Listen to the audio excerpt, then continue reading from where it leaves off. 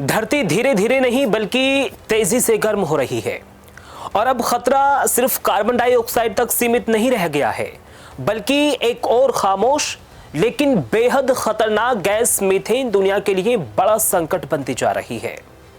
और साल 2025 की एक नई रिपोर्ट ने यह साफ कर दिया है कि हालात काबू में नहीं बल्कि और बिगड़ते जा रहे हैं। अंतर्राष्ट्रीय ऊर्जा एजेंसी यानी इंटरनेशनल एनर्जी एजेंसी की एक रिपोर्ट के मुताबिक 2025 में जीवाश्म ईंधन यानी तेल, गैस और कोयले से निकलने वाली मीथेन ने रिकॉर्ड स्तर छू लिया है। और सबसे चिंता की बात यह है दर्शकों कि इसमें कमी आने के कोई भी संकेत नजर नहीं आ रहे हैं।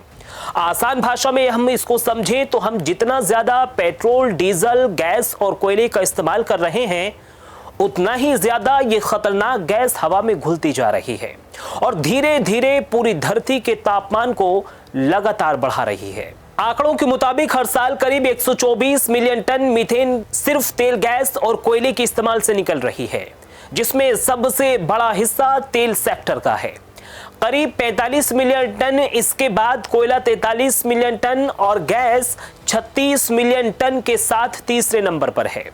यानी हमारी रोजमर्रा की ऊर्जा जरूरतें ही इस खतरे को और भी ज्यादा बड़ा बना रही हैं।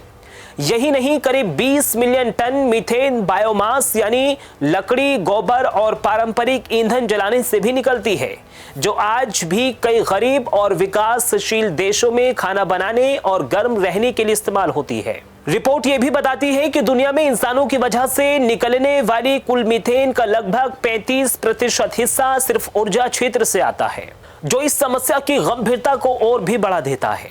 मीथेन की सबसे खतरनाक बात यह है कि यह भले ही वातावरण में कार्बन डाइऑक्साइड जितने लंबे समय तक नहीं रहती, लगभग 12 साल में खत्म हो जाती है, लेकिन इन 12 सालों में यह इतनी ज्यादा गर्मी पकड़ कर रखती है कि इसका असर कई गुना ज्यादा खतरनाक हो जाता है। और यही कारण है दर्शकों कि इसमें वैज्ञानिक इसे ग्लोबल वार्मिंग का बड़ा कारण मानते हैं।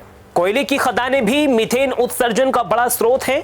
हालांकि रिपोर्ट यह भी कहा गया है कि भारत, इंडोनेशिया और ऑस्ट्रेलिया जैसे देशों में इसकी तीव्रता दुनिया के औसत से कम है, जो एक राहत की बात है। लेकिन बढ़ती ऊर्जा मांग के कारण आने वाले समय में यह आंकड़ा बढ़ सकता है।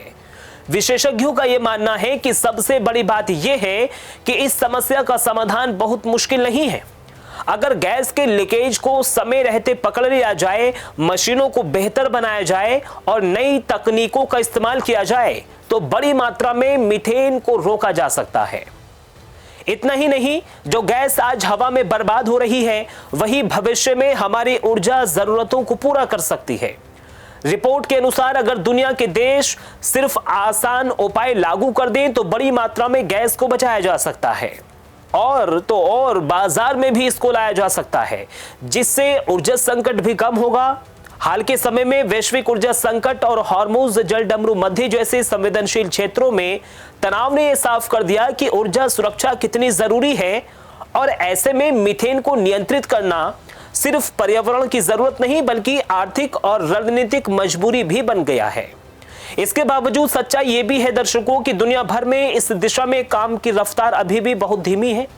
कई देशों में मीथेन कम करने के वादे तो किए गए हैं, लेकिन जमीन पर उनका असर अभी तक साफ नजर नहीं आ रहा है। और यही वजह है कि यह खामोश गैस लगातार बढ़ती जा रही है और अगर इसे समय रहते नहीं रोका गया तो आने वाले सालों में यही मीथेन जलवायु परिवर्तन को और भी तेज कर देगा और पूरी दुनिया के लिए यह एक बड़ा संकट बन सकती है। मीथेन उत्सर्जन का बढ़ता स्तर अब पूरी दुनिया के लिए एक बड़ा खतरा बनता जा रहा है, क्योंकि यह गैस बहुत तेजी से धरती का तापमान बढ़ाती है और जलवायु परिवर्तन को और भी ज्यादा गंभीर बना देती है। अंतर्राष्ट्रीय ऊर्जा एजेंसी यानी इंटरनेशनल एनर्जी एजेंसी की रिपोर्ट के अनुसार अगर इसे समय रहते रोका नहीं गया यानी इसको नियंत्रित नहीं किया गया तो आने वाले वर्षों में गर्मी की लहरें और तेज होंगी, बारिश का संतुलन बिगड़ेगा, सूखा और बाढ़ जैसी घटनाएं बढ़ेंगी और सीधा असर खेती, पानी और इंसानी स्वास्थ्य पर बढ़ता हुआ नजर आएगा।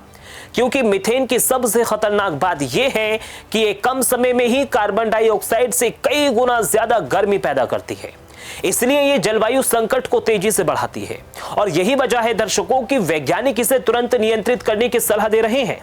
अब अगर बचाव के उपायों की बात करें तो सबसे आसान तरीका इसमें यह है कि तेल और गैस कंपनियों में होने वाले लीकेज को रोकना, क्योंकि पाइपलाइन और मशीनों से बड़ी मात्रा में गैस सीधे हवा में चली जाती है। अगर समय समय पर जांच और मरम्मत की जाए तो इसे काफी हद तक रोका जा सकता है, यानी काफी हद तक कम किया जा सकता है। दूसरा उपाय यह है कि पुरानी मशीनों को नई तकनीक से बदलना ताकि गैस का नुकसान कम हो।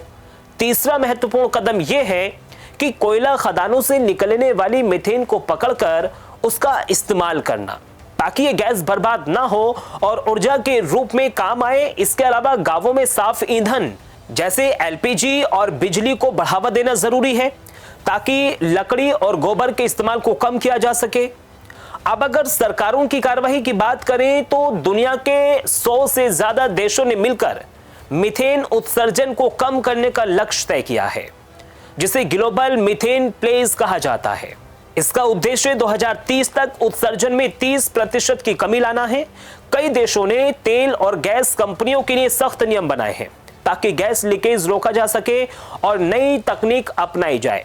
भारत भी स्वच्छ ऊर्जा को बढ़ावा दे रहा है और गैस सिस्टम को मजबूत बनाने पर लगातार काम कर रहा है।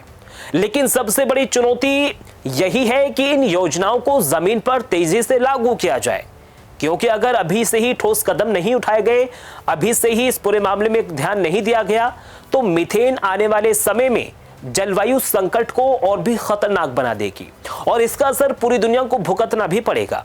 इसलिए ये सिर्फ पर्यावरण का मुद्दा नहीं है, बल्कि आने वाली पीढ़ियों के भविष्य से भी जुड़ा सवाल है। फिलहाल मुझे दीजिए इजाजत। नमस्कार।